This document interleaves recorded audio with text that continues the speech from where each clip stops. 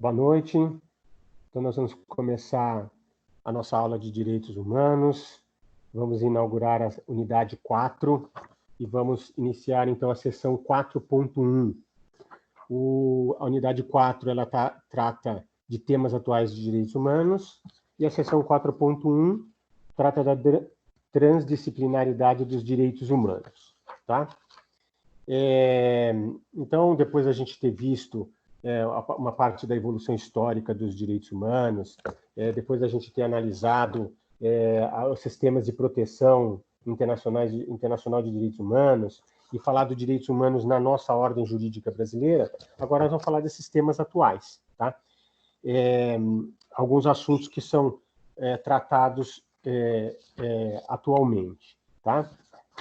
Aqui na página que fala da unidade 4, né, ele, na verdade, resume aqui os temas que nós vamos abordar. Como eu já falei, vocês já estão a par das próximas sessões, né? Então, acesso à justiça, temas específicos como segurança, refugiados, conflitos religiosos, direitos humanos, tecnologia, são assuntos que a gente vai abordar aí, que são da atualidade, tá? Então, a sessão 4.1, ela vai tratar, então, dessa transdisciplinariedade dos direitos humanos. O que quer dizer isso? Que acontece o seguinte: os direitos humanos, ele não pertence somente a uma disciplina, como a gente já observou. Digamos assim, as normas relativas aos direitos humanos, elas são esparsas em todo o ordenamento jurídico brasileiro, tanto que na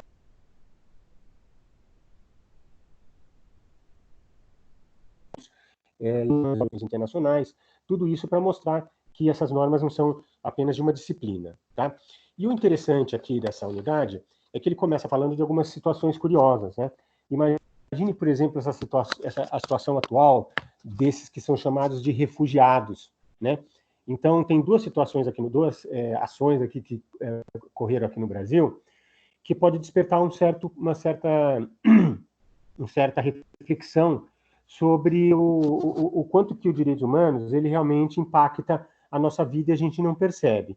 Mas, ao mesmo tempo, a gente tem que refletir assuntos que ultrapassam aquela noção que a gente tem, por exemplo, de que o direito brasileiro diz respeito somente aos brasileiros, né?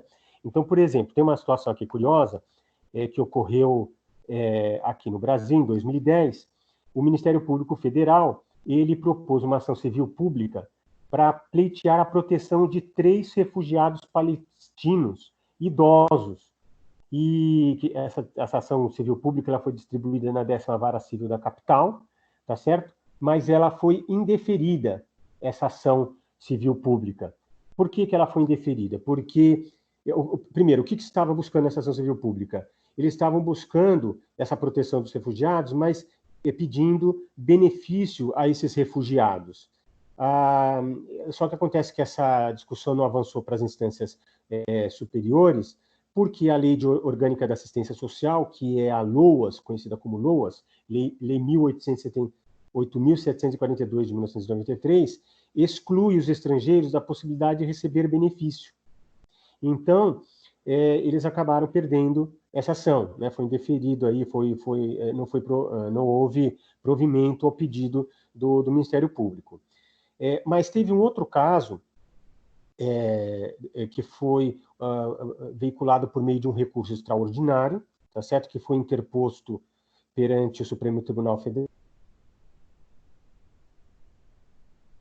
E o ministro Marco Aurélio ele concedeu o benefício a uma cidadã italiana. E a justificativa, conceder um benefício a uma cidadã italiana. O que ele invocou aí para embasar essa decisão? Os princípios da solidariedade e da dignidade da pessoa humana, bem como o princípio da igualdade entre brasileiros e estrangeiros, que está prevista no artigo 5º da Constituição. O artigo 5º, ele fala claramente que os direitos individuais e coletivos, que são aqueles contidos no artigo 5º, né, o artigo 5º ele inaugura esse tema, os direitos... O título dos direitos e garantias fundamentais, mas o capítulo, primeiro, ele trata dos direitos e deveres individuais e coletivos. Então, no caput do artigo 5º, né, ele já fala claramente que todos são iguais perante a lei, sem distinção de qualquer natureza, garantindo-se aos brasileiros e aos estrangeiros residentes no país a inviolabilidade do direito à vida, à liberdade, à igualdade, à segurança e à propriedade nos termos seguintes. Ele tem 78 incisos tratando de direitos individuais e coletivos. Mas veja que ele fala garantindo-se aos brasileiros e aos estrangeiros residentes no país.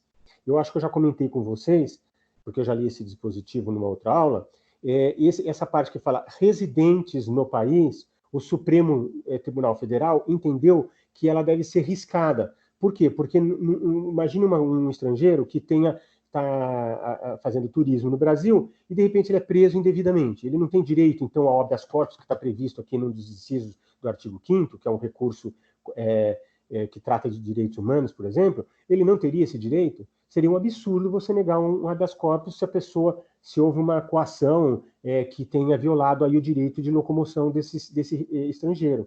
Então, o próprio Supremo Tribunal Federal entendeu que esses residentes no país não necessariamente. Então, ele é a qualquer estrangeiro. Então, tendo essa interpretação, naquele recurso extraordinário do Marco Aurélio, ele se baseia, então, nesse princípio da igualdade entre brasileiros e estrangeiros por essa razão. Tá? Então, essa decisão do Marco Aurélio, que permitiu, então, que a cidadã italiana, a ela fosse concedido o benefício, né, da assistência social, abriu um precedente para a concessão de prestação continuada a imigrantes vivendo no país. Tá? Então, isso é interessante, essa questão que já começa aí com assuntos já ocorrendo na prática. Então, a gente vê que tem várias situações aqui que já mostram a necessidade de entender bem os direitos humanos e, de certa maneira, fazer uma reflexão sobre isso, porque, deixa eu fazer aqui um pequeno comentário. Quando a gente faz uma análise histórica, principalmente do que a gente aprende, em geral, no ensino médio, né, a respeito da formação do país, a gente vê que o país ele é formado, né, o país como um organismo político, um Estado, né, com E maiúsculo, ele é composto de um território, ele é composto do povo e ele é composto do poder soberano.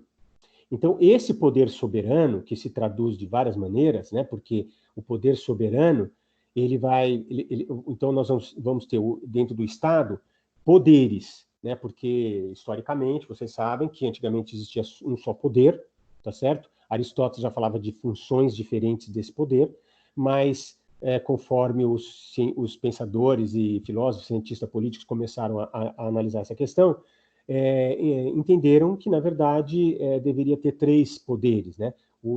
John Locke fala na separação de 2 poderes, basicamente, ele fala de um terceiro, mas esse terceiro, na verdade, está dentro hoje do poder executivo, e ele fala principalmente do poder legislativo controlar o poder executivo, né? Por causa da tirania que geralmente ocorria com o governante.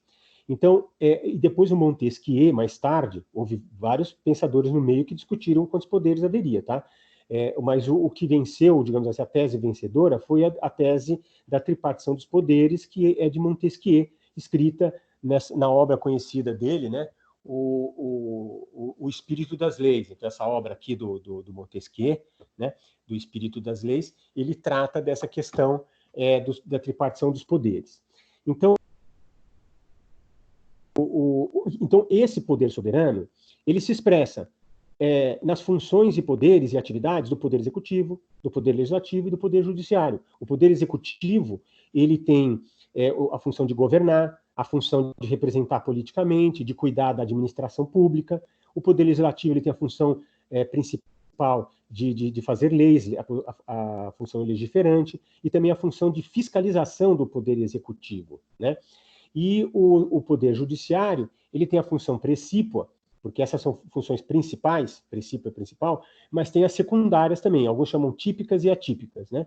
E o Poder Judiciário tem essa função jurisdicional, que é uma função que diz respeito à aplicação do direito no caso concreto. Então, o caso concreto geralmente é envolto de um conflito de interesses na sociedade, e para acabar com esse conflito de interesses, o Poder Judiciário vai impor aí as normas dentro do direito para solucionar os conflitos existentes na sociedade, tá certo? Então, além de resolução do conflito, ele busca também a paz social. Então, veja que esse poder soberano, se a gente vai esmiuçando, a gente vai vendo o que exatamente é esse poder soberano. Então, as normas que são feitas dentro do nosso sistema, elas basicamente se dirigem ao cidadão brasileiro. Mas esses direitos individuais coletivos, como está escrito no artigo 5º, ele não só se refere aos cidadãos brasileiros, mas também aos estrangeiros.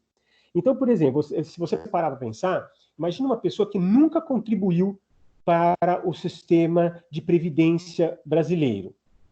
Essa pessoa teria direito ao benefício correspondente à previdência? Veja, o sistema de previdência e também o sistema social, como é um sistema mais amplo, né? Porque envolve a saúde, envolve outras questões, que não somente a previdência, né? Aqui dá para a gente ver aqui, ó. Nós temos aqui a Seguridade Social, a saúde e a previdência. Então, a Seguridade Social engloba a previdência, a saúde, a previdência social e a assistência social, porque ela é um pouco mais ampla. Mas vamos imaginar que fosse só uma questão de previdência mesmo. A pessoa, então, não trabalhou no Brasil, não contribuiu com o sistema previdenciário e ela faria jus a recebimento de qualquer aposentadoria, pensão, etc.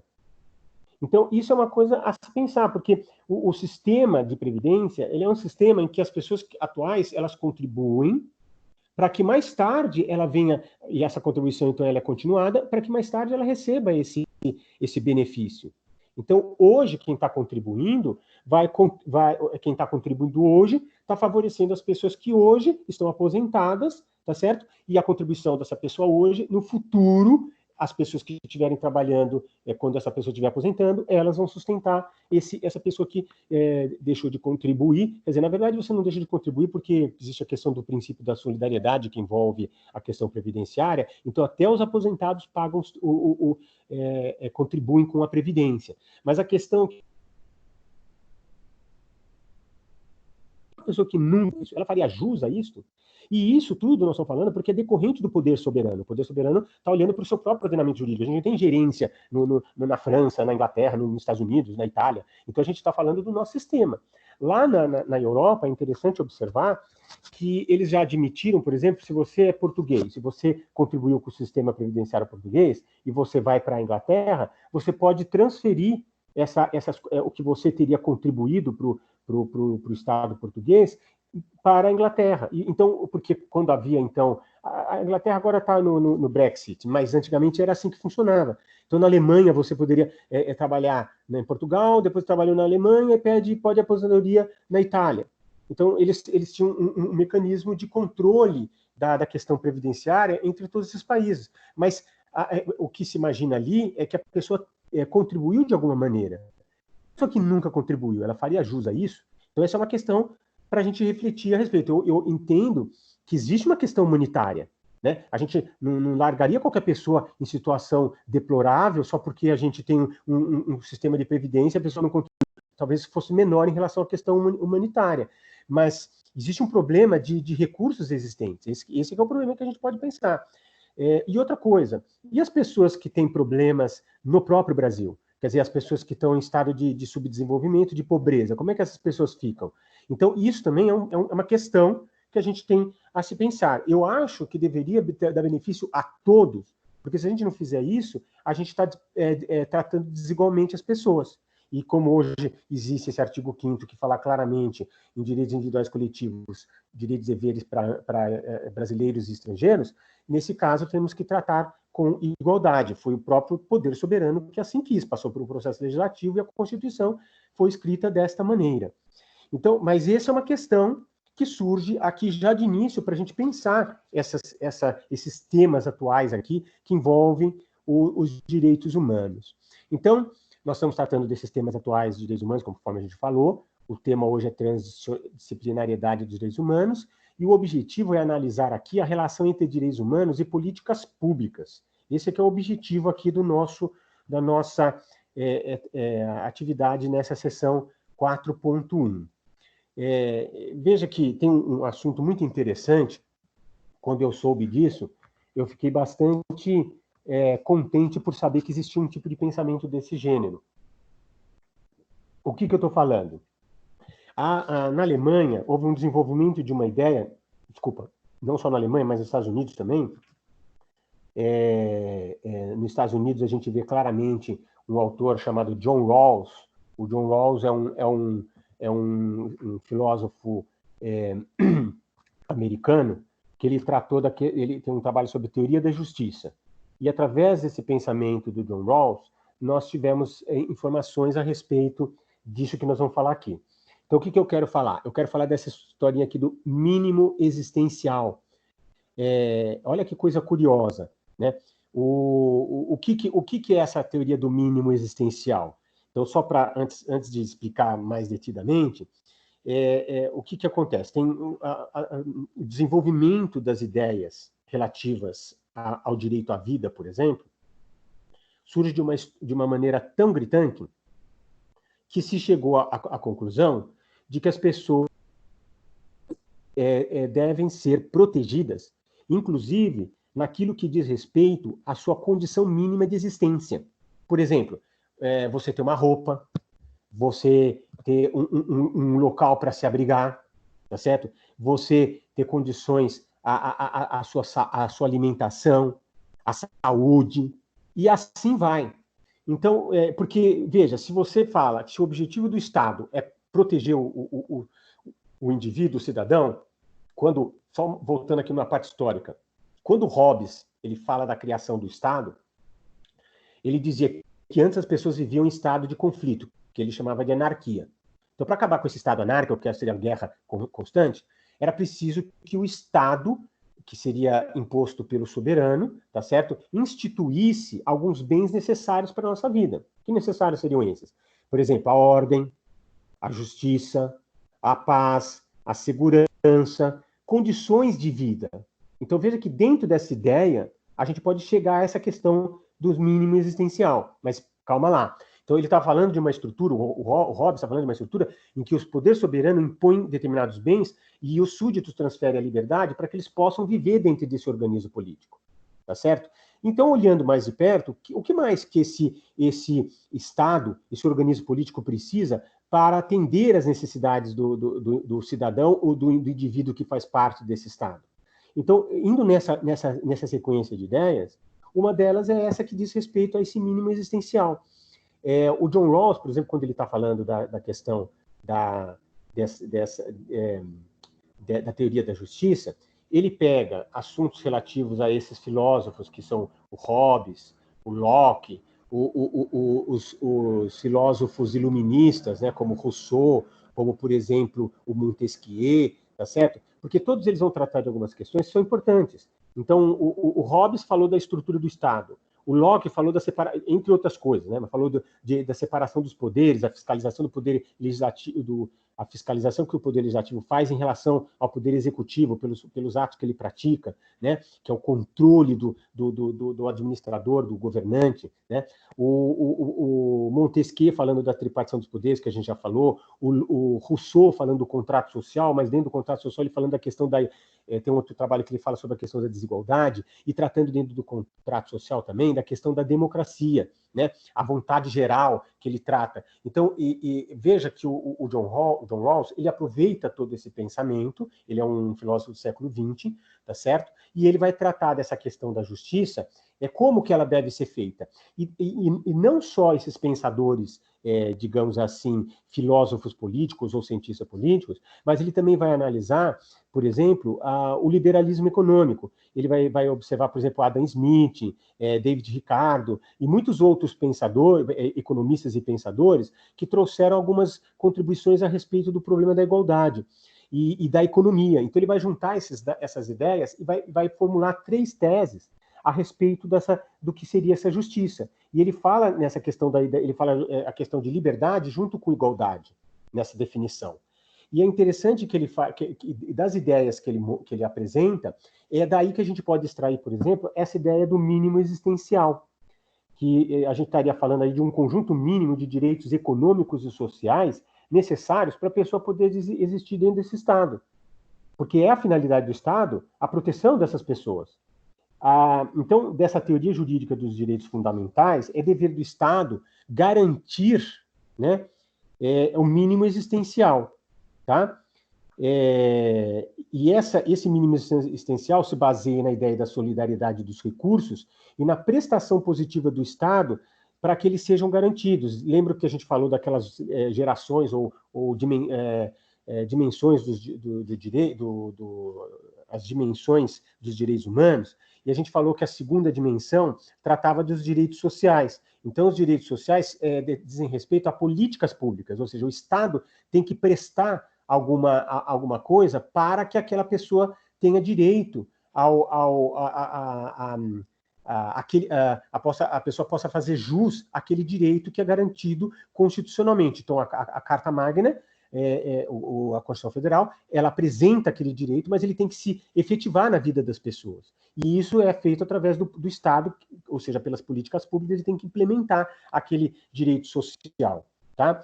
Então, além dessa questão do direito do mínimo existencial, ainda há uma outra coisa também, que está em consonância com essas ideias, que é a proibição do retrocesso social. O que isso significa? É que não pode o Estado deixar de garantir tais direitos ou retirá-los da população, uma vez que eles foram garantidos pela Constituição. Então, o Estado não pode chegar e fazer, não vou fazer nada. Ele tem o dever, é o dever e poder que ele tem. Então, o Estado tem esse poder de cumprir essas políticas públicas que são determinadas pela Constituição. Em contrapartida a essa ideia do mínimo existencial, então, só um detalhezinho mais prático assim. O que seria esse mínimo existencial? Então, esse mínimo existencial tem tudo a ver com a sua própria existência, que é o que eu tinha falado. Você precisa de roupa, você precisa de comida, você precisa de abrigo, você precisa de saúde, você precisa de previdência, porque um dia você vai ser velho. Então, você tem que ter um monte de direitos que estão arrolados na própria Constituição, que porventura a gente entender. No artigo 6º, olha só aqui o artigo 6º é o que trata dos direitos sociais, né? Então, o artigo 5º fala dos direitos individuais coletivos, e o artigo 6º já vai falar dos direitos individuais sociais. Olha o que ele diz aqui, ó, no caput. São direitos sociais a educação, saúde, alimentação, trabalho, moradia, transporte, lazer, segurança, previdência social, proteção à maternidade e à infância, assistência aos desamparados, na forma dessa Constituição. E ainda tem vários outros direitos sociais nos outros artigos. Até o artigo 11 está falando de direitos sociais, do 6º ao 11. Então, veja quantos direitos que a Constituição está colocando e que esses direitos sociais depende do próprio Estado a realização disso. Mas aí você deve estar se perguntando assim, professor, tudo bem, a gente tem esses direitos aí, mas me diz uma coisa, a gente tem desses direitos e o recurso existente? O Brasil, o Estado brasileiro, o país, ele tem recursos suficientes para encampar esses direitos sociais? Para que essas políticas públicas sejam implementadas? Então, esta é uma discussão. Então, surgiu, na própria Alemanha, no Tribunal Constitucional Federal alemão, uma outra ideia que, digamos assim, faz frente a essa ideia do mínimo essencial, que é a reserva do possível, né? Que significa dizer o seguinte, essa reserva do possível é uma prerrogativa que nasceu lá na Alemanha e que avalia uma intervenção estatal na liberdade profissional de candidatos ao curso de medicina. A história que ocorreu lá foi uma intervenção estatal na liberdade profissional de candidatos ao curso de medicina de uma universidade pública alemã, que estavam pleiteando o direito de estudar sendo pagos pela universidade. Então, o tribunal entendeu que precisaria verificar se havia recursos possíveis para sustentar esses estudantes de medicina, né? Então, essa foi uma discussão que foi feita a respeito disso. Então, o que é essa reserva do possível? O Estado tem condições de sustentar essa política pública, porque ele pode, por exemplo, imagine a seguinte situação, isso é caso jurisprudencial, imagine a seguinte situação, uma pessoa faz jus a um remédio pelo SUS, então ela vai lá no SUS e faz um pedido de um remédio, aí vai investigar esse remédio, ele para o SUS adquirir esse remédio, vamos supor que ele tem que importar ou qualquer coisa do gênero, porque não é fabricado no Brasil, e ele custa, vamos supor, 30 mil reais. Todo mês a pessoa teria que tomar esse remédio. Então, a pergunta que se faz, será que o SUS teria como sustentar esse cidadão a respeito desse remédio, imagine os 200 milhões de brasileiros que poderiam fazer jus a isso. Então aqui, veja, eu estou falando um argumento assim, bem forte, porque isso é caso que aparece na jurisprudência. Como é que você, por exemplo, pensando o caso, poderia chegar a uma solução? Seria cabível isso? Seria possível você admitir que essa pessoa teria esse direito a esse remédio? Eu creio que ela tem direito a esse remédio, isso é óbvio. Mas o Estado tem como arcar com isso? Então, esse é um problema que envolve essas duas questões, o mínimo existencial de um lado e a reserva do possível de outro lado. Né? Então, esse assunto, né, que nós estamos falando, então, por exemplo, aqui no caso do mínimo existencial versus a reserva do possível, tem alguns argumentos que tratam de uma maneira interessante essa questão. Por exemplo, esse argumento aqui, ó, não cabe ao magistrado, então vamos supor que o ministro do Supremo está decidindo uma questão a respeito do remédio, se a pessoa tem direito a isso ou não. O SUS arcar com o custo desse remédio para esse cidadão.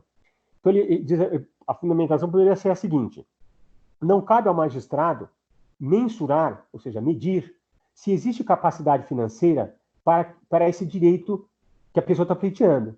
Ele cabe apenas analisar a inconstitucionalidade da omissão estatal em prestá-lo. Porque a Constituição não está falando, olha, você não tem direito, não é uma questão de você ter direito ou não ter direito, porque isso já está garantido na Constituição. Aquele artigo 6º que eu acabei de ler já está garantido na Constituição. Então, o que acontece é o seguinte: o ente público, a questão não é discutir se ele tem capacidade financeira ou não.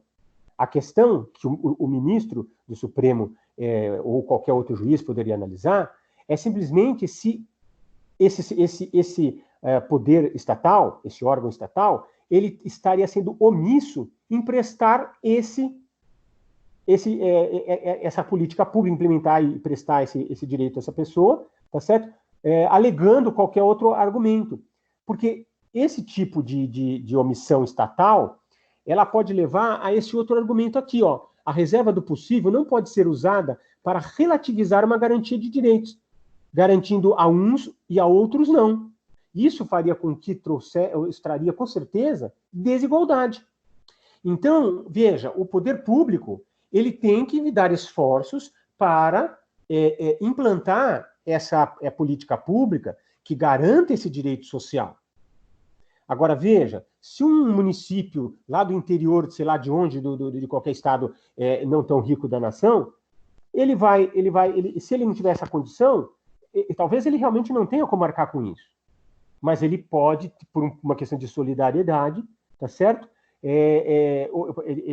Agir de uma forma que a União, que tem essa incumbência de olhar para todos os entes que fazem parte do Estado brasileiro, né? A União é a união dissolúvel dos estados, municípios e Distrito Federal. E aí, então, destinar especificamente recursos para isso. Agora, se todo o Brasil, todos os entes políticos do Brasil não tiverem condições, aí é outra história. Mas se há possibilidade, se há recursos financeiros, então não é essa discussão que tem que ser. A discussão é simplesmente se aquele ente político, aquele órgão político está cumprindo sua função constitucional. Então essa história ela é muito debatida, tá certo? Eu falei alguns argumentos a favor lá da questão da reserva do possível, mas esses dois argumentos eu acho que são muito importantes porque eles colocam em xeque essa questão do Estado de falar assim, olha, eu não vou cumprir essa coisa, ele não pode se omitir, ele é obrigado, é um dever que ele tem que fazer. Então esse é um problema que pode acontecer e que a gente pode, de certa forma, aí pleitear esse direito ou não.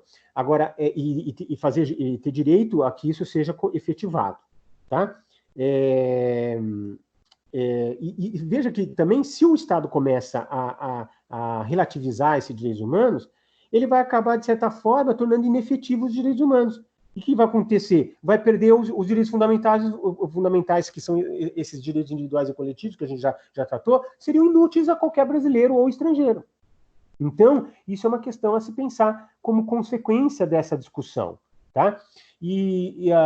Outra coisa, agora aqui, digamos assim, além de uma parte teórica simplesmente do que a gente está analisando, a gente percebeu aí nesses últimos anos que a corrupção é tão grande, e veja que agora, com esse negócio aí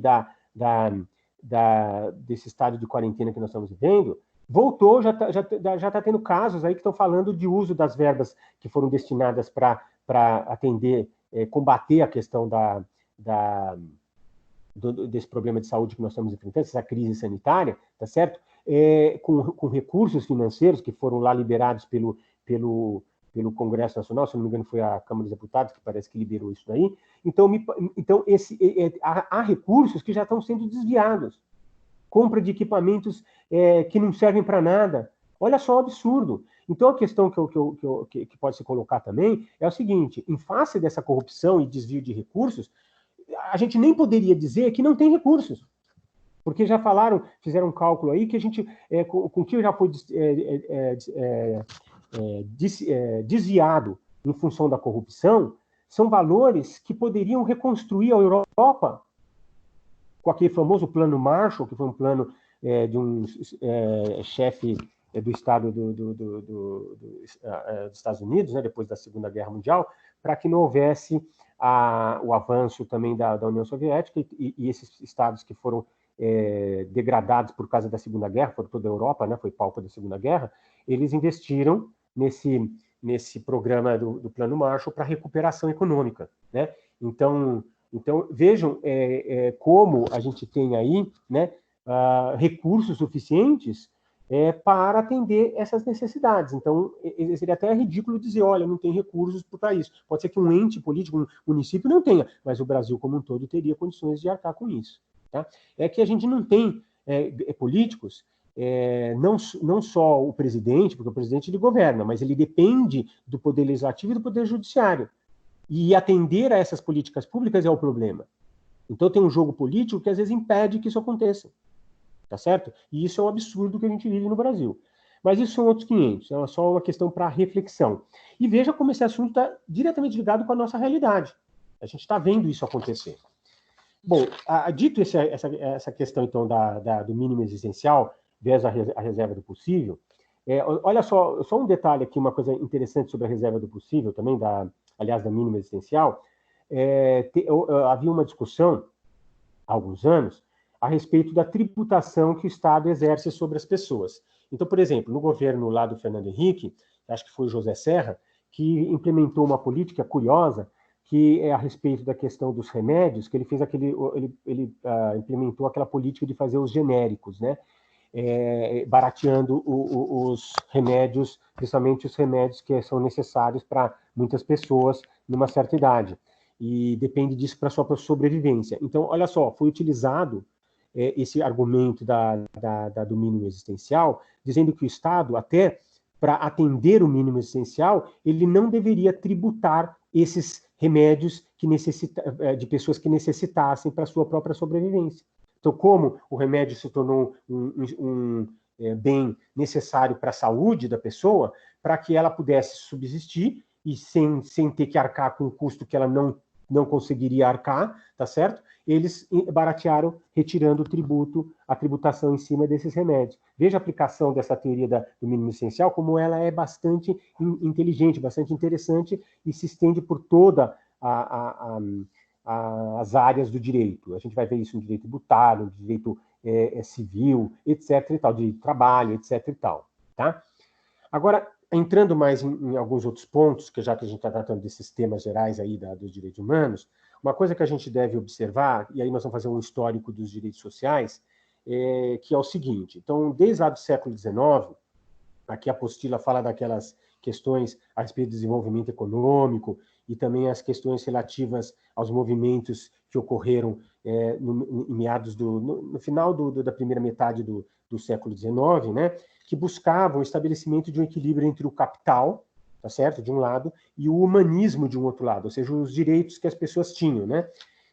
Por exemplo, as péssimas condições de trabalho que as pessoas eram submetidas, né? Havia trabalhadores na Inglaterra, a Revolução Industrial, alguns autores falam que começou mais ou menos em 1800, né? Teve várias revoluções industriais. A primeira tratou, o principal produto era o algodão, né? E aí houve um desenvolvimento, mais tarde surgiu a utilização da energia elétrica, da máquina a vapor, né? O aço. Então, começaram a produzir vários... Teve um aumento, uma evolução econômica capitalista, tá certo? Que começou a criar uma produção em escala, né? Houve ali um desenvolvimento tecnológico muito grande, né? De cada uma dessas revoluções industriais, mas, por outro lado, surgiram problemas sociais, questões... a desumanização dos trabalhadores, por exemplo. Então, lá na Inglaterra, tinham pessoas que trabalhavam nas minas de carvão, que é um negócio assim extremamente insalubre, e trabalhavam 17 horas por dia. Quer dizer, não havia nenhum respeito à condição do ser humano. Então, isso foi muito gritante e levou a uma série de movimentações sociais e discussões entre capital, ou seja, os capitalistas de um lado, né, e os trabalhadores de outro lado. Tá? Então, esses direitos aí, que são os direitos sociais, eles, em grande parte, eles encampam, por exemplo, essa questão do trabalho. Nós vamos ver, então, por exemplo, que a Organização Internacional do Trabalho, a OIT, né, pelo Tratado de Versalhes de 1919, então eu falei do final do século XIX para o século XX, tá certo? Ele vai versar na sua Constituição o seguinte: se alguma nação não adotar condições humanas de trabalho, esta omissão constitui um obstáculo aos esforços de outras nações que desejem melhorar as condições dos trabalhadores em seus próprios países. E a gente vai ver isso principalmente por causa da migração de pessoas que vão buscar esses países em que elas têm condições de vida mais favoráveis. Então você tem um desequilíbrio social muito grande e econômico muito grande. Mas veja que muitas vezes é causada por causa dessa concentração de riqueza nas mãos do capitalista. Então, isso é um problema que a gente tem que pensar. Não adianta ignorar que isso não existe. Isso existe. Só que a gente, veja, não estou aqui alimentando nenhuma ideia socialista e comunista. Eu só estou dizendo que existe, dentro do sistema capitalista, uma organização de divisão do trabalho, tá certo? E existe uma alienação do trabalho do trabalhador para o capitalista, de tal forma que o capitalista, que é aquele dono do meio de produção, ele vai se apropriar do que do que o Marx falou, que é chamado de mais-valia, que seria, digamos assim, a contribuição de toda... Não é propriamente o lucro em si, mas é o ganho que ele tem em cima dessa condição de trabalho do trabalhador.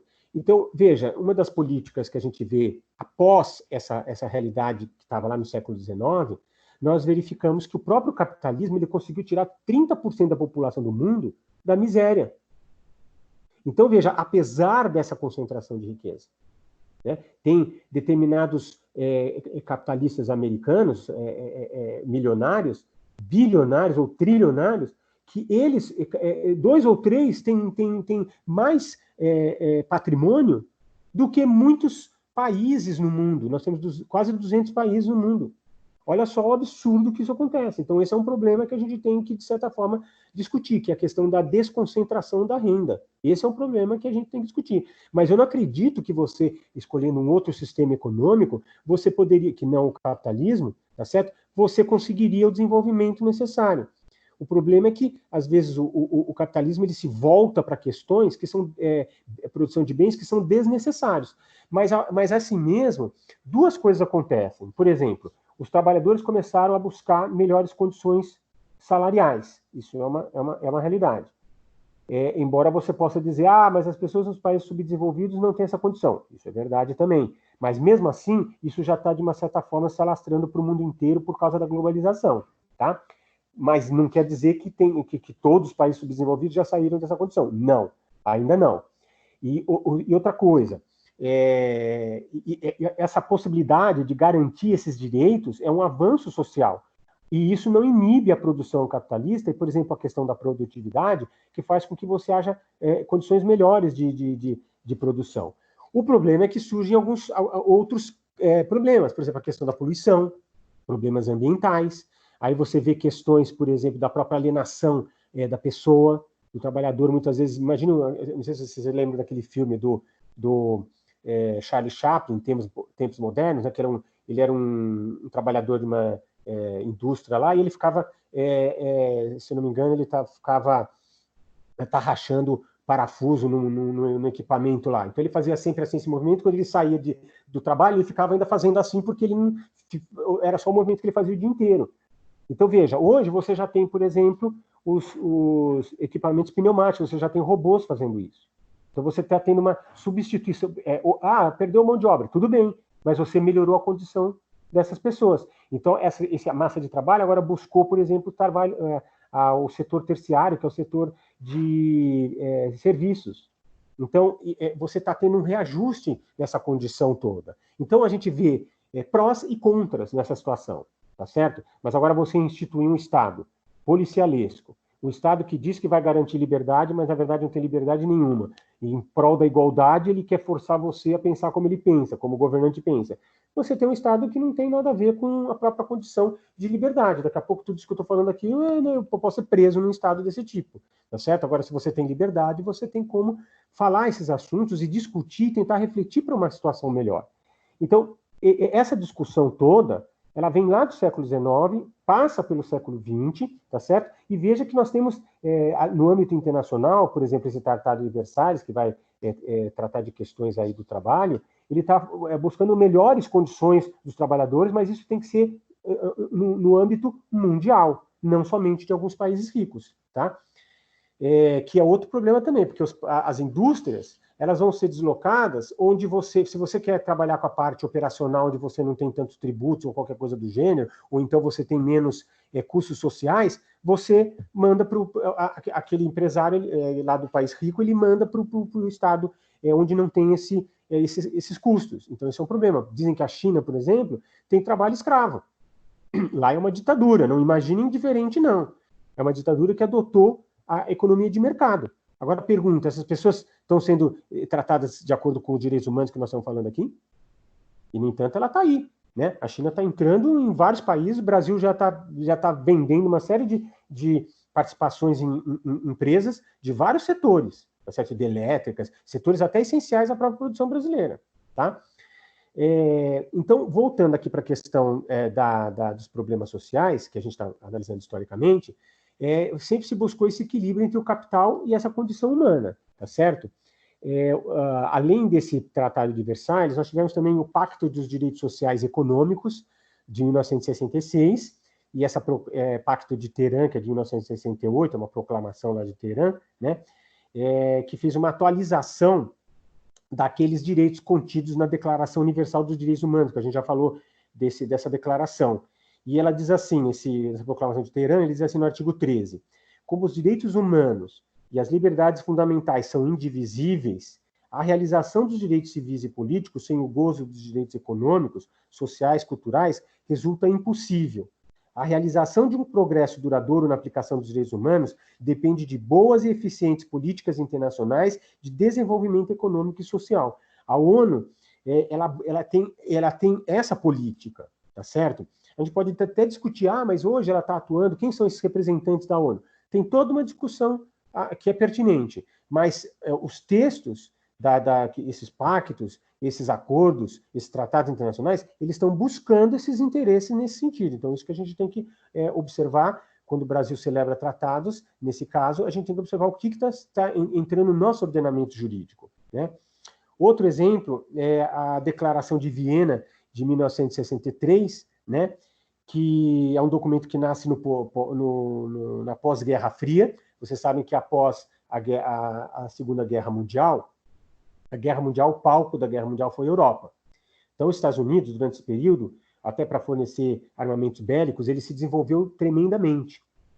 Então, os Estados Unidos, assim como outros países, tá certo? Que vão ser principalmente aquele do leste, do oeste europeu, tá certo? Eles vão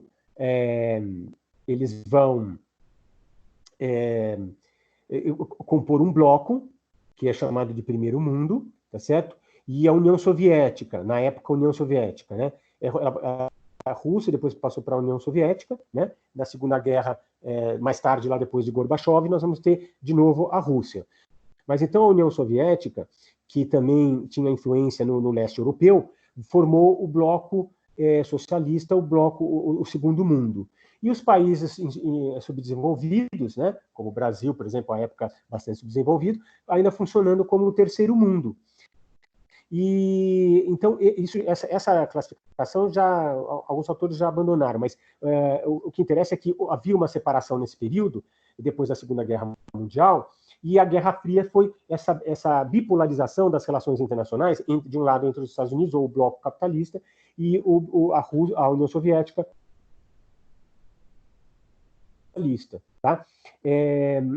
Depois desse período é que nós teremos, então, a pós-Guerra Fria. E aqui, essa Declaração de Viena começa a produzir efeitos exatamente nesse período posterior aqui a esse período da Guerra Fria. Tá? E ele buscava, então, modelos econômicos diferentes, tá certo? E vai dizer, por exemplo, aqui tem um texto que ele trata de questões do desenvolvimento. A Conferência Mundial sobre Direitos do Homem reafirma o direito ao desenvolvimento, conforme estabelecido na Declaração sobre o Direito ao Desenvolvimento, enquanto direito universal e inalienável e parte integrante dos direitos dos homens, direitos fundamentais do homem, tá? E vai tratar aqui como que deve ser feita a efetivação desse direito ao desenvolvimento. Ele fala, por exemplo, que os Estados deverão cooperar entre si para assegurar o desenvolvimento e eliminar os entraves que lhes sejam colocados. A comunidade internacional deverá promover uma cooperação internacional efetiva com vista à efetivação do direito ao desenvolvimento e à eliminação de entraves ao desenvolvimento. Então, veja que interessante o próprio texto, nesse caso aí da Conferência Nacional de Direitos Humanos, a Declaração de Viena, que trata dessa questão específica do desenvolvimento para atacar os problemas que diriam respeito a não só a economia, mas também aos direitos sociais decorrentes dela. Tá? Agora, o grande obstáculo, só antes de falar isso, já vou falar desse obstáculo, então aqui nós vimos o que tem nesse slide aqui, né? O Pacto de Direitos Sociais e Econômicos de 1906, o Pacto Teherã de 68, a Cooperação Internacional para a Efetivação do Direito ao Desenvolvimento, que é essa que eu falei. Agora vamos ver o outro. O grande problema que vai surgir, o grande obstáculo, é esse de subdesenvolvimento, tá certo? Então, muitos países que estavam nessa condição de subdesenvolvidos, tá certo? Com muitas dificuldades, com uma alta carga tributária. O Brasil tem uma alta carga tributária, isso é um absurdo. Juros altíssimos, agora os juros já melhoraram, já diminuíram, mas o Brasil sempre foi um dos campeões aí de juros altos, né? Por que os juros altos é um problema? Porque acontece o seguinte, por que são esses, por que o juros é alto? Porque quando o Estado brasileiro, e vamos imaginar a União, ela está com déficit público, o que ela precisa? Ela não tem como honrar seus pagamentos. Então, ela tem recursos e obrigações que ela tem que pagar, deveres. Então, você tem as receitas e tem que pagar as despesas. Só que quando ela está em déficit, ela não tem essa condição de pagar. Então, o que ela faz? Ela capta recurso daqueles que têm, e para captar recursos desses que pouparam, por exemplo, grandes conglomerados econômicos, o que elas fazem? Elas... espera só um minutinho aqui. O Estado arrecada oferecendo recursos, títulos, para as grandes empresas com juros mais altos, com juros para ele pedir emprestado e devolve esse valor que foi emprestado com juros altos. Então, cada vez que ela se apropria, ela cria essa relação econômica, o Estado faz isso, ela emite títulos. E quando ela emite esses títulos do governo, aquelas famosas BTNs, LTRs, etc., que eram títulos que eram lançados no mercado. E esses títulos são negociados em bolsa de valores. O que acontece? Como os juros estão altos, todo mundo coloca os juros altos em todos os outros títulos. E aí começa a ter um avanço da taxa de juros. Então, isso que eu falei mede tanto a Selic, que era mede aí a negociação dos títulos no mercado, tá certo? E a própria taxa de juros que o governo pratica acaba aumentando de uma certa maneira, de tal forma que nós temos um aumento dessa taxa de juros. Agora, se o Estado consegue diminuir o custo que ele tem, por exemplo, os gastos excessivos. Só para você ter uma ideia, alguns autores, eu tenho uma discussão sobre isso, mas o orçamento brasileiro, do governo brasileiro, é o seguinte: 40% é pagamento de juros da dívida, tá certo? Que eles chamam serviço da dívida. 40% de tudo que o Brasil arrecada.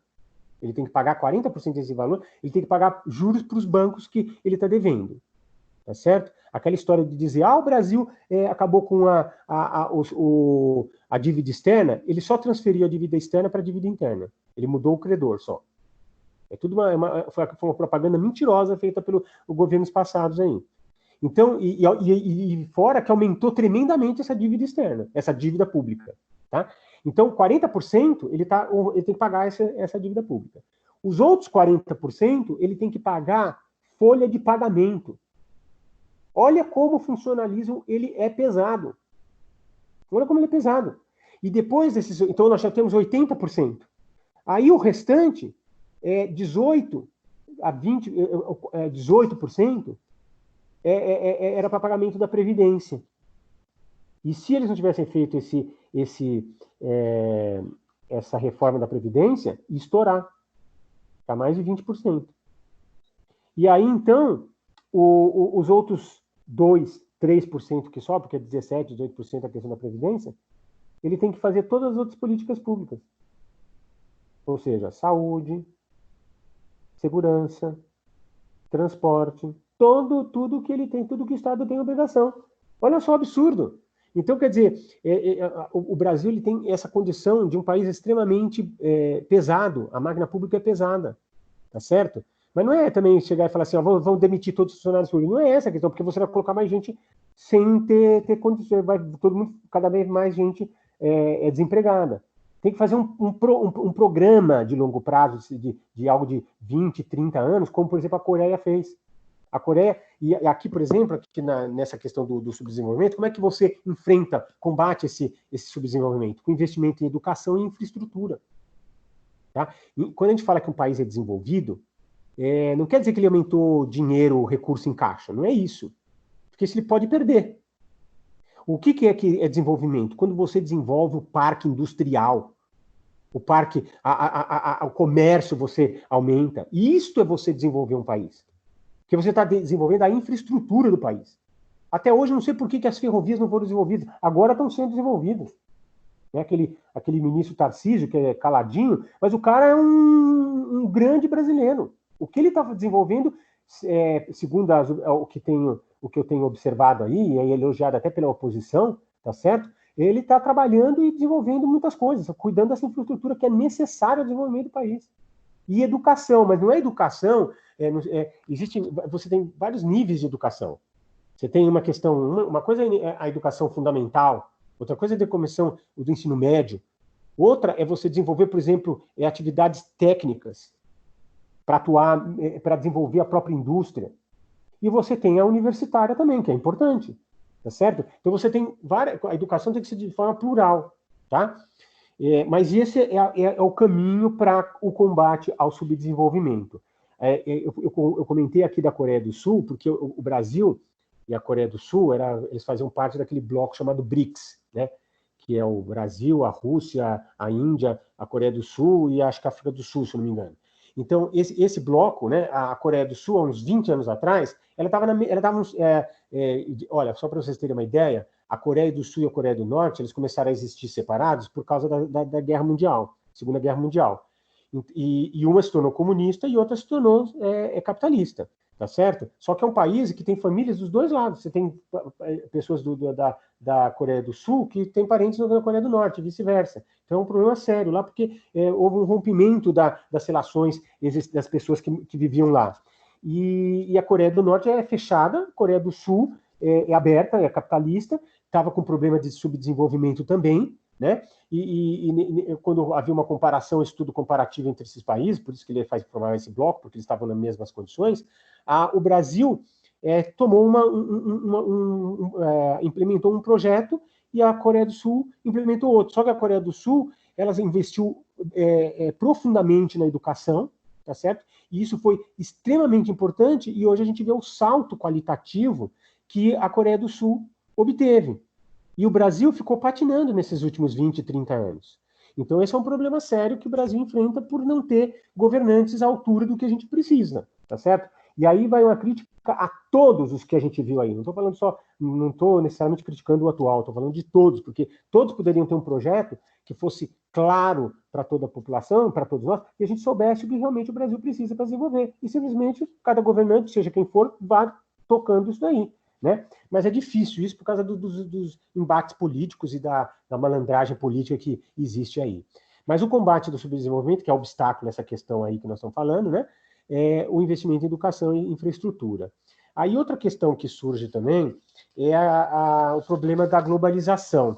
E aí, então, tem vários autores que ainda estão analisando essa questão. Alguns acham que a globalização ela não tem trazido a inclusão social, que isso torna um problema, né? E aí a gente pode, a partir dessa discussão, perguntar qual é o impacto da globalização sobre os direitos humanos, né? Porque, veja, então tem aqui um autor que foi apresentado aqui na apostila, na página 156, o Milton Santos, que ele faz uma crítica a esse processo de globalização, porque ela tem,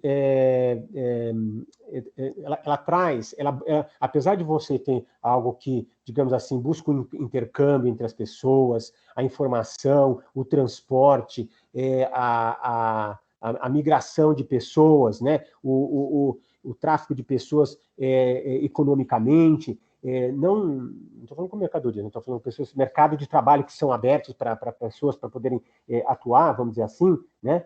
E também a propagação, por exemplo, de valores universais, sociais universais, isso tudo pode ser positivo num certo aspecto.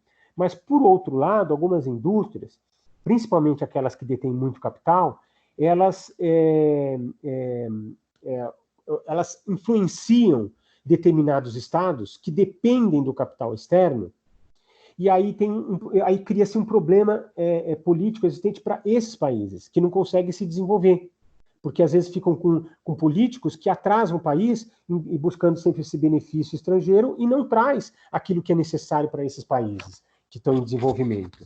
Além do que, o deslocamento da mão de obra, vamos dizer assim, muitas vezes não se dá contento, porque tem alguns países que não adotam os mesmos direitos trabalhistas, por exemplo, e de tal maneira que há uma produção muito mais rentável nesses países que não têm esse custo social muito grande, tá certo? Enquanto que outros países que você tem esse custo alto não tem essa produção, e aí você então tem uma desigualdade entre os países. Então, alguns críticos têm feito essas observações, mostrando que em alguns casos você tem uma desigualdade social em função dessa questão econômica. E de tal maneira que não se cria necessariamente uma inclusão social. Então, esse é um problema que eles estão discutindo aí, a gente vai ver ainda como isso vai parar. Tá? Então, dentro dessa, e já partindo agora para o nosso final aqui do nossa exposição, nós temos aqui essa discussão, então, de quanto que a globalização pode impactar os direitos humanos. Então, isso é uma questão em aberto ainda, e nós estamos analisando ainda como isso pode ser positivo ou negativo. Por outro lado, a gente tem agora alguns pontos específicos que a apostila vai mostrar aqui para nós, que são esses: os direitos humanos e a cidadania, é um tema. Outro, direitos humanos e democracia, a cultura dos direitos humanos e os direitos humanos e formação jurídica. Então, a primeiro deles, esse direitos humanos e cidadania, né? Deixa eu só fazer uma explicação antes de falar sobre esses direitos humanos e cidadania. Se você olha lá na Constituição, nós falamos que no artigo 5º nós temos os direitos individuais e coletivos. No artigo 6º até o artigo 6º, deixa eu pegar aqui, o artigo 6º até o artigo 16, que a gente falou, né? artigo 6º até o 11, trata dos direitos sociais. Depois nós temos da nacionalidade, que é do artigo 12 e 13. Depois nós temos direitos políticos, e aí vai falar de cidadania. Nós temos artigo 14 e 16. E depois, acabando esse título dos direitos e garantias individuais, né, os partidos políticos no artigo 17. Tá certo? Depois ele vai falar no título seguinte da organização do Estado. Por que eu estou falando disso? Porque existe a Constituição está falando de uma forma que ela está mostrando todos os direitos das pessoas antes de falar da organização do Estado. Então ela falou primeiro de direitos individuais e coletivos, direitos sociais, aí vai falar de nacionalidade e de cidadania. Então veja que tem uma gradação aí. Então, o que é a nacionalidade? Para deixar claro em relação à cidadania. Nacionalidade representa o vínculo jurídico que liga uma pessoa ao Estado, de tal sorte que ela é chamada de nacional. Ou seja, é um brasileiro nato, por exemplo. Tá certo? Brasileiro, ou porque você tem um brasileiro nato, você tem um brasileiro naturalizado. Então veja que nesse artigo 12, que vai tratar da nacionalidade, ele vai dizer quem são os brasileiros, vai dizer quem são os brasileiros natos, quem são os brasileiros naturalizados e, por tabela, quem são estrangeiros. Tá certo? Então veja, por exemplo, e aqui é importante entender um assunto histórico a respeito dessa nacionalidade, que é o seguinte: alguns países, eles adotam o que foi chamado de ius, ou jus, que significa direito, ius sanguinis, o direito que você adquire pelo sangue. Na verdade é o seguinte: você é nascido da carne do outro, você é filho do italiano, você tem, por causa do sangue italiano que corre na sua veia, você tem esse direito igual aos seus pais. Tá? Esse é o ius sanguinis. A outra visão a respeito desse direito, que cria um vínculo da pessoa com o Estado, é o chamado ius solis, que é o direito do solo. Então, olha só que coisa curiosa. Os Estados americanos, inclusive Estados Unidos, Brasil, etc., tem muitos estrangeiros. Porque o que aconteceu? Desde o descobrimento desses países, muitos imigrantes ou migrantes vieram para esses países. Então, esses países, além da sua população local, que eram os índios, nós tivemos o recebimento de pessoas de outros países, como os portugueses, os espanhóis, né, os ingleses, os franceses, holandeses, e depois nós tivemos, isso no começo, a formação, mas depois nós vamos ter outros grupos, por exemplo, os eslavos, por exemplo, os japoneses, italianos, alemães, tá certo? Tudo por causa das guerras mundiais. Então, o que acontece? Se o Brasil, olha, pensa comigo, se o Brasil, os países da Europa em geral, eles adotavam o ius sanguinis, ou seja, se eu sou filho de um português, eu sou português. Se eu sou filho de um francês, por causa do sangue que corre na mão, não importa onde eu nasci, eu posso nascer na Alemanha, mas eu continuo sendo francês. E o italiano, a mesma coisa, e todos os países em geral. Aí o que aconteceu? Quando esses portugueses vieram para o Brasil, espanhóis vieram para a América Latina, por exemplo, eles continuariam sendo portugueses sendo espanhóis. Então, para que eles se tornassem brasileiros, argentinos, chilenos, paraguaios, etc., colombianos, equatorianos, etc., eles teriam que adotar esse ius soli, ou seja, você pode ser filho de português, pode ser filho de espanhol, pode ser filho de alemão, mas você veio aqui como brasileiro e por você ter nascido no solo brasileiro, você se tornou um nacional brasileiro. Tá? Então, por exemplo, quem adota ius sanguinis? Por exemplo, a Itália, a Alemanha, Israel, são países que adotam esse critério de nacionalidade. E os solis, por exemplo, Estados Unidos, Canadá, Argentina, o Brasil também. Só que o Brasil, mais especificamente, para a gente analisar com mais profundidade, ele não fala só do ius sanguinis, ele faz um misto. Então você tem os brasileiros natos, que a gente conhece, né? São de três situações que a gente, hipóteses do brasileiro nato, e você pode observar que ele faz um critério misto. Por exemplo, os nascidos na República Federativa do Brasil, ou seja, no nosso território, ainda que de pais estrangeiros. Então, se tiver alguém que veio da França, por exemplo, veio trabalhar aqui no Brasil e nasceu aqui no Brasil, desde que esse não esteja a serviço de seu país. Então, se tiver a serviço do país, do governo daquele estado. Mas a pessoa está morando aqui, essa pessoa nasce aqui, esse daí vai ser considerado um brasileiro, mesmo sendo francês também. Ele vai ser francês, lá pelas regras da França, e vai ser brasileiro também. Tá? Outro exemplo. Então, o que ele adotou? O ius solis. O Brasil está adotando aqui o ius solis. Não importa quem vem aqui e nasce aqui, seriam brasileiros. Agora, o B, ele diz assim, ó, os nascidos no estrangeiro, de pai brasileiro, então, alguém que nasceu no estrangeiro, pessoa que nasceu, minha irmã, por exemplo, nasceu nos Estados Unidos, tá certo? Nascidos no estrangeiro, de pai brasileiro ou mãe brasileira, que era o caso, né? Desde que sejam registrados em repartição brasileira competente ou venham a residir, não, desculpa, desde que qualquer deles esteja a serviço da República Federativa do Brasil, é considerado esse nascido, desculpa, misturei tudo, espera aqui, ó. O B é o seguinte, os nascidos no estrangeiro, que é o caso do exemplo que eu falei, né, da minha irmã, de pai brasileiro ou mãe brasileira, desde que qualquer deles esteja a serviço da República Federativa do Brasil. Então, veja, a minha irmã, ela acabou adquirindo a nacionalidade americana e a nacionalidade brasileira. E por incrível que pareça, como ela é casada com portuguesa, adquiriu a cidadania portuguesa também, eles moram de Portugal. Mas olha só que coisa curiosa, né? Então, ela nasceu no estrangeiro, ela continuou sendo brasileira, apesar disso. Mas lá nos Estados Unidos, ela adquiriu a nacionalidade por ter nascido lá. E o C, que é outro tipo de brasileiro nato, ele é nascido no estrangeiro, de pais brasileiros ou de mãe brasileira, desde que sejam registrados em repartição brasileira competente ou venham a residir na República Federativa do Brasil e optem em qualquer tempo, depois de atingida a maioridade, pela nacionalidade brasileira, né? Então, vamos supor, uma pessoa que tenha nascido, né, no exterior, tá certo? O pai é um diplomata, por exemplo, e ele registra na repartição consular lá daquele país. E aí, então, a pessoa continua sendo brasileiro nato, tá? Aí, depois dos brasileiros natos, a gente tem brasileiros naturalizados. Por exemplo, aqueles que adquirem a nacionalidade brasileira, exigidas aos originais de países de língua portuguesa, apenas residência por 1 ano interrupto e idoneidade moral. É um brasileiro naturalizado. Ele pode até participar de concurso público, pode ser deputado, pode ser tudo. Ele só não pode ser... tem uma vedação na Constituição para os cargos que representariam a presidência.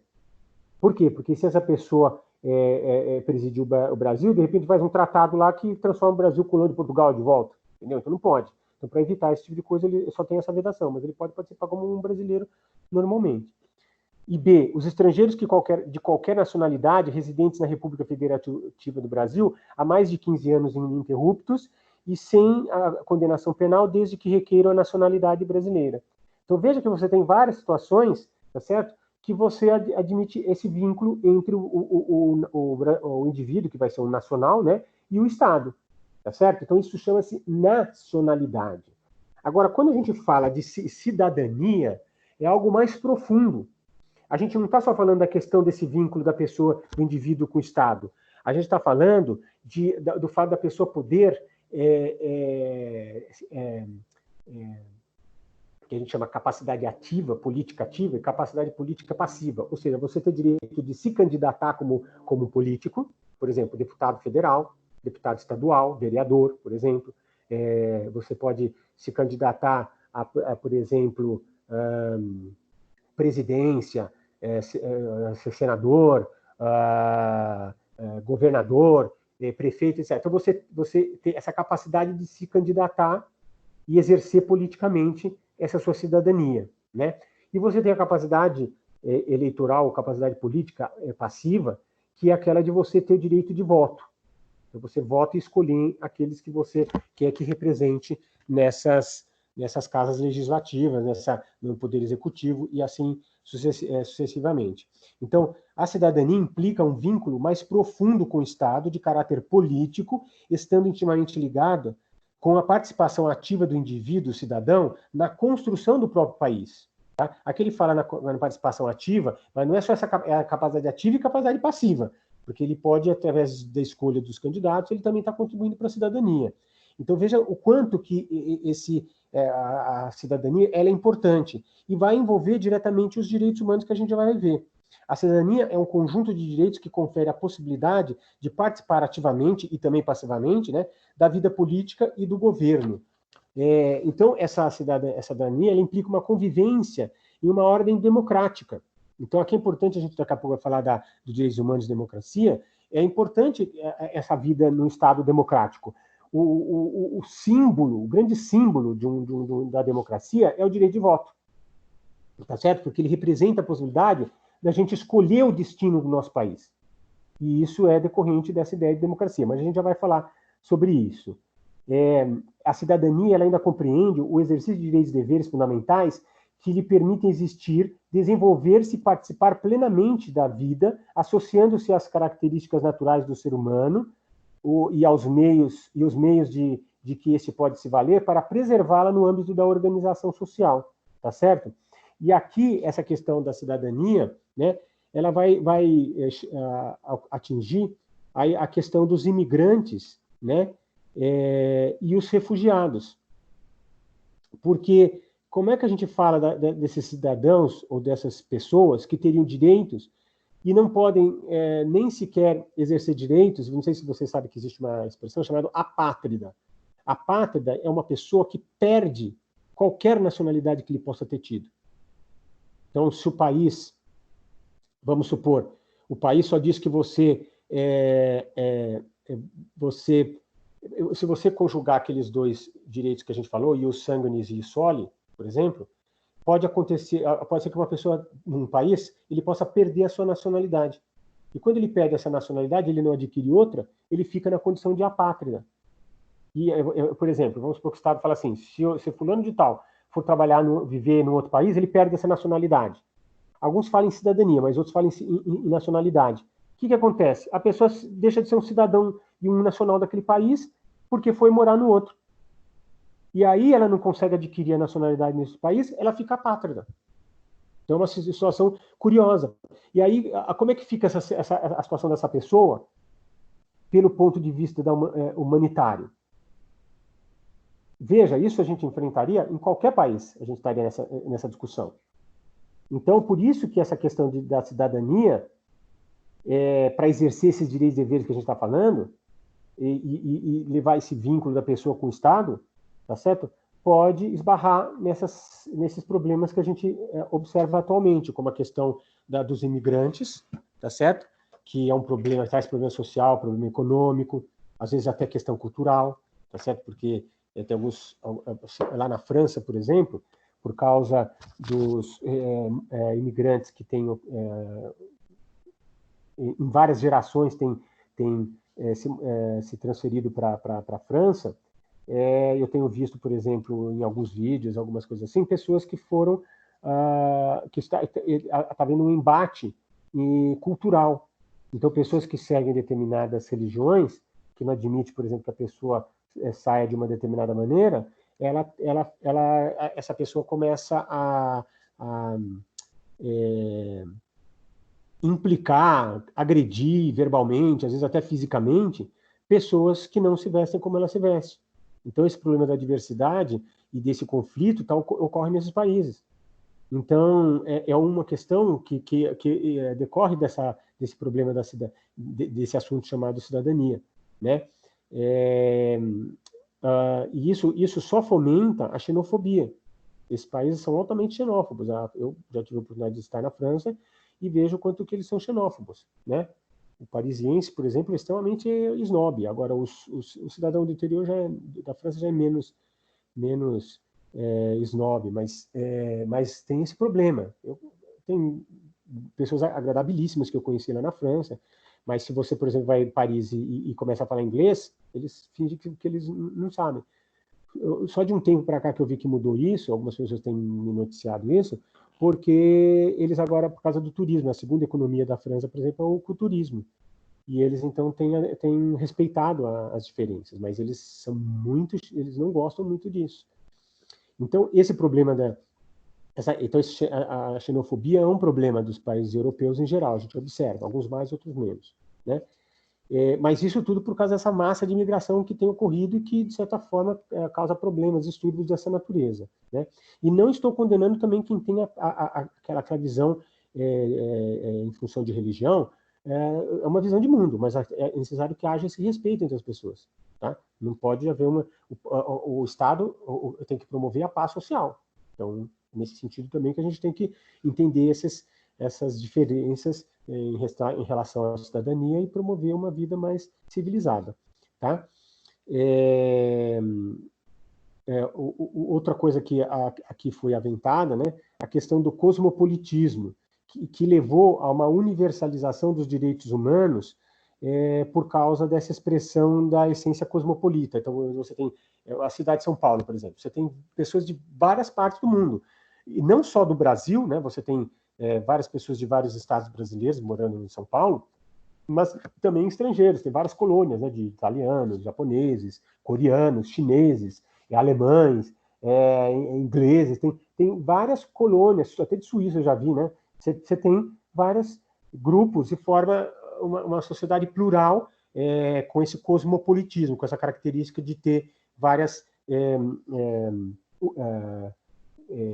crenças, modos de vida, etnias diferentes, até mesmo pessoas de várias origens e países, todas convivendo de uma forma que traz... Tem algumas coisas benéficas nesse sentido. Por exemplo, o Brasil ele é bastante desenvolvido e tem trazido grandes contribuições na área da diplomacia.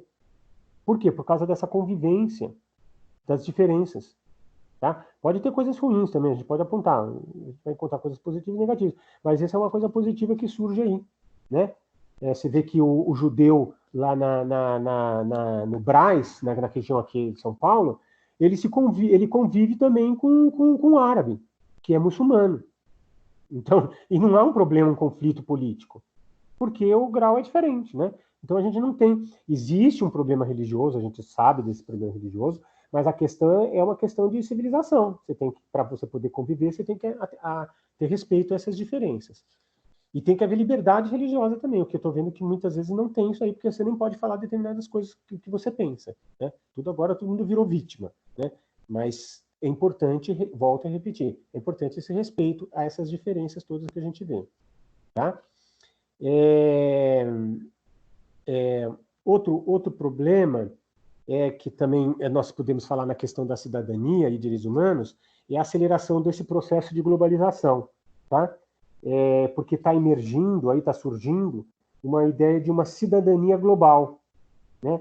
Que cada vez se faz mais necessária. Então, desde a Segunda Guerra, já tem se discutido essa questão de cidadania global, né? Você poder ser um cidadão do mundo, né? Poder, eu quero ir visitar o tal país, quero ficar lá tantos meses, quero trabalhar em uma atividade lá. E você ter essa liberdade, você entendeu? Nós estamos longe ainda em muitos casos, por causa desse desnível econômico que há. Mas se não houvesse, isso com certeza poderia aflorar. Então, mas assim mesmo, em termos de direitos internacionais, a Declaração e Programa de Ação de Viena, a Conferência Mundial sobre os Direitos do Homem, de 1993, ela vem consagrar essa necessidade de estabelecimento de uma cidadania global. Então, aqui tem um texto aqui do artigo 5º, né, dessa conferência, né, que nós falamos aí, que diz assim: todos os direitos humanos são universais, indissociáveis e interdependentes, e estão relacionados entre si. A comunidade internacional deve tratar os direitos humanos de forma global e de maneira justa e equitativa, em condições de igualdade e atribuindo a todos o mesmo peso. Há que ser levada em conta a importância das particularidades nacionais e regionais, a importância dessas diferenças, tá? Bem como a importância dos vários patrimônios históricos, culturais e religiosos. Contudo, independentemente de seus sistemas políticos, econômicos e culturais, os Estados têm o dever de promover e proteger todos os direitos do homem e as liberdades fundamentais. Então, é realmente assim, algo assim importante, bem escrito, que está trazendo essas ideias que seriam para qualquer país, tá certo? O problema é a efetivação disso tudo, né? Mas agora, para dizer assim, essa possibilidade, né, da gente afirmar uma cidadania global, ela vai obedecer a dois pressupostos. Primeiro, a criação de uma rede mundial de solidariedade e uma transformação no seio do próprio Estado para impulsionar essa condição da solidariedade e trazer essa ideia de cidadania global, tá? Algumas questões que surgem aí também, né, que, por exemplo, questões a respeito da sustentabilidade, questões a respeito dos direitos trabalhistas, tá certo? São algumas questões que estão envolvidas aí nesse tópico dos direitos humanos e cidadania, tá? O outro tópico, outro tema, é os direitos humanos e a democracia, que a gente já vinha falando. O Brasil é um Estado democrático e ele pretende ser um Estado de direito, um Estado democrático de direito. Eu já expliquei isso em outra oportunidade, que a gente falou da ordem jurídica brasileira, e eu falei que o Brasil é um Estado de direito, ou seja, ele tem normas que regem todos os brasileiros e estrangeiros que aqui viverem. Então, o que você tem? Você tem o governante submetido à lei, mas acontece que quando ele vai atuar, por exemplo, ele vai aplicar a lei, ou ele vai interpretar a lei, ou ele, ou o Poder Executivo, ou o Poder Legislativo, ou o Judiciário, tá certo? Ele e todos esses agentes públicos, todos esses servidores, tá certo? E os brasileiros em geral, têm que observar que esse Estado de Direito tem que ser democrático. A aplicação deve ser democrática e deve ser interpretada segundo essa ideia democrática. A democracia é uma palavra grega, né, que é origem, então, lá em Atenas, né, que foi a única cidade grega que adotou o regime democrático, todas as outras eram apenas monocráticas.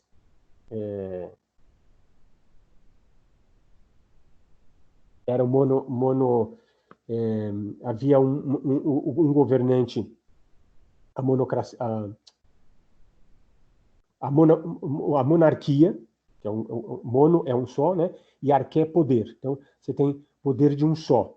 Tá certo? Depois houve a aristocracia, e, segundo Aristóteles, quando ela degenerava, ela se transformava numa oligarquia. Aristos são os melhores governantes, e a oligarquia, óligos significa poucos. Demos era o nome que se designava aqueles gregos que detinham o poder político. Então, eles chamavam isso de povo, tá certo? Então, esse demos, eles lá na Atenas, que foi no país que adotou a democracia, conduziam politicamente. Então, por isso que se chamava um governo do povo. Só que lá na Grécia Antiga, esse que era chamado de povo, esse que era o demos, eram, na verdade, apenas aqueles que detinham poderes políticos. Então, eles excluíam praticamente 90% da população. Só 10% eram eupátridas, que tinham esses direitos políticos e grandes propriedades de terra. Então, eles se tornaram os detentores do poder, tá certo?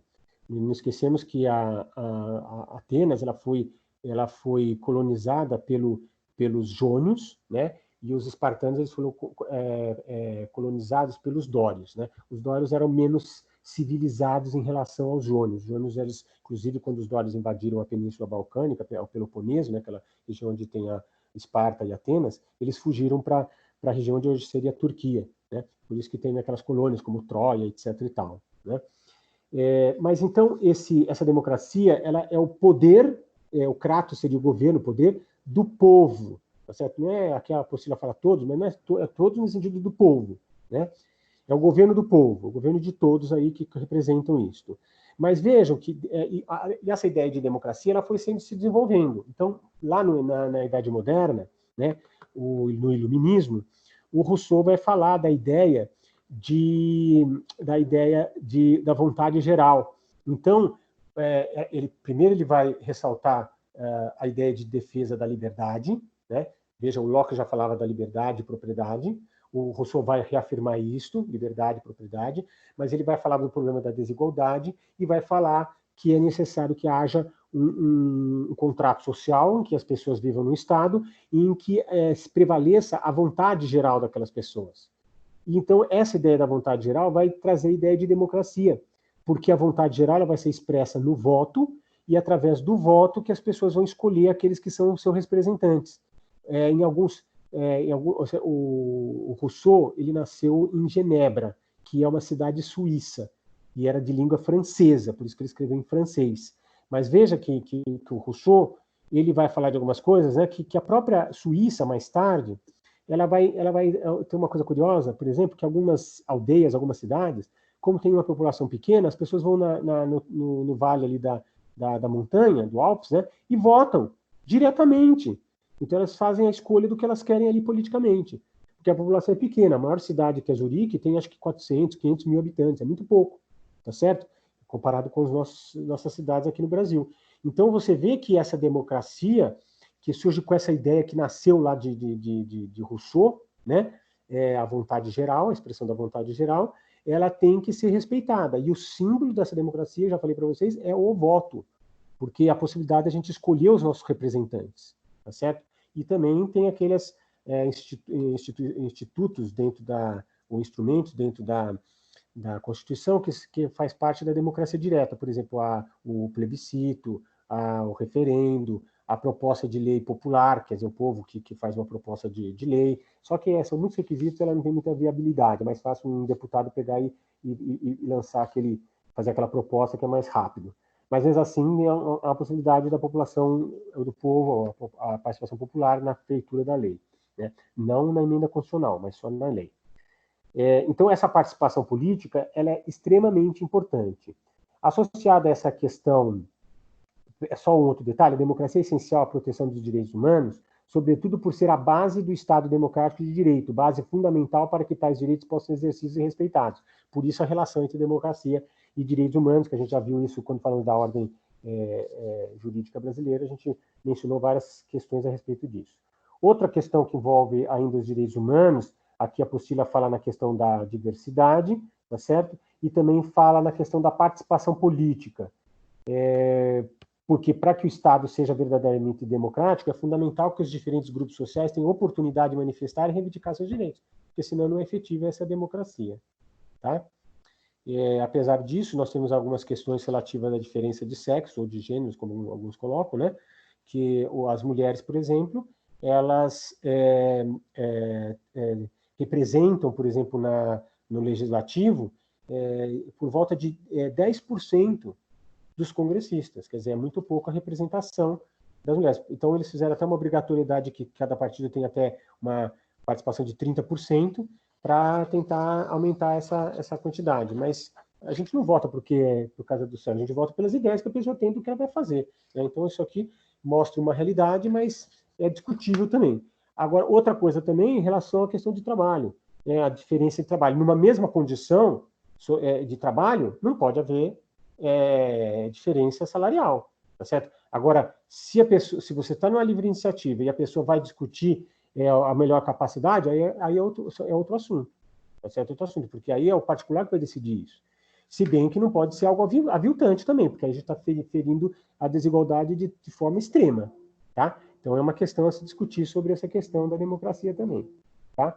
O outro ponto é essa cultura dos direitos humanos. Veja, se a gente houve uma discussão muito grande nesse período, porque se a gente não tem uma educação a respeito de direitos humanos, ninguém sabe que tem direitos humanos.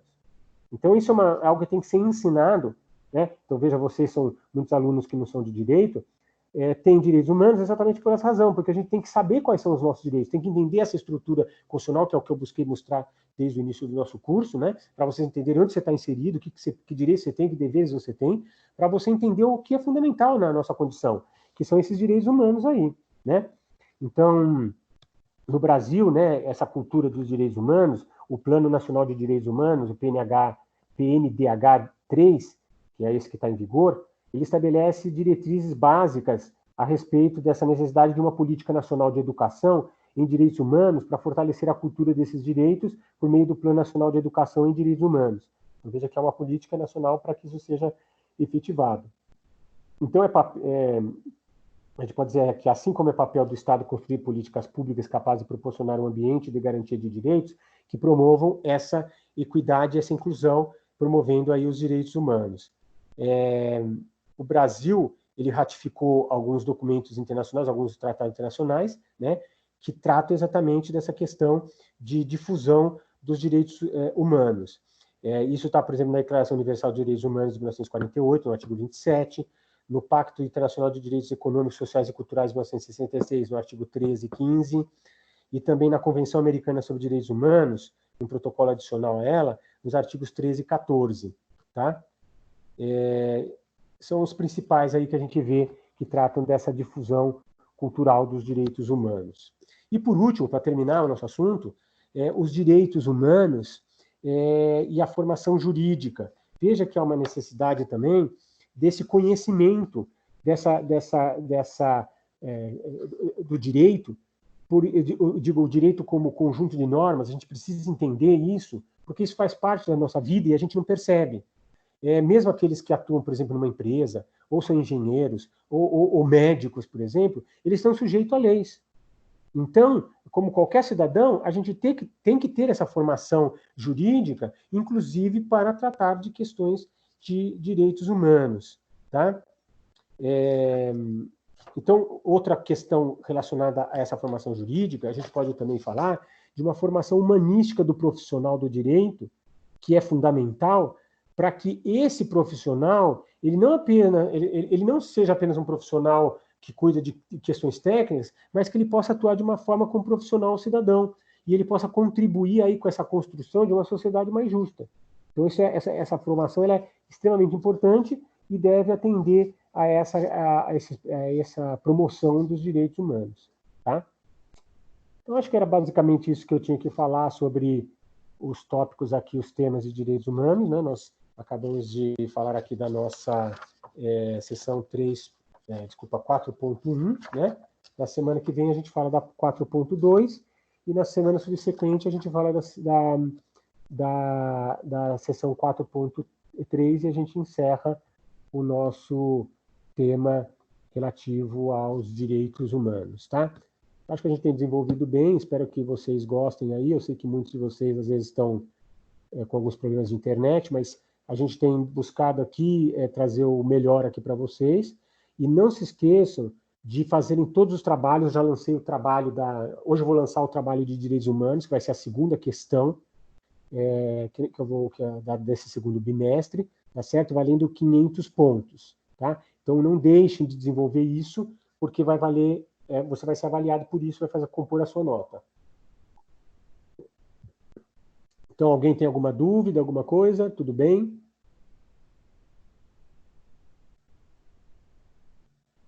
Já deve estar dormindo? Tudo bem, professor. Tudo bem, Denise? Tudo bem. Denise, qualquer coisa eu vou lançar no grupo, vou avisar, mas se quiser espalhar para os colegas, já fale para eles que que eu lancei essa questão aí, que vale 500 pontos. Já é a segunda questão, tá?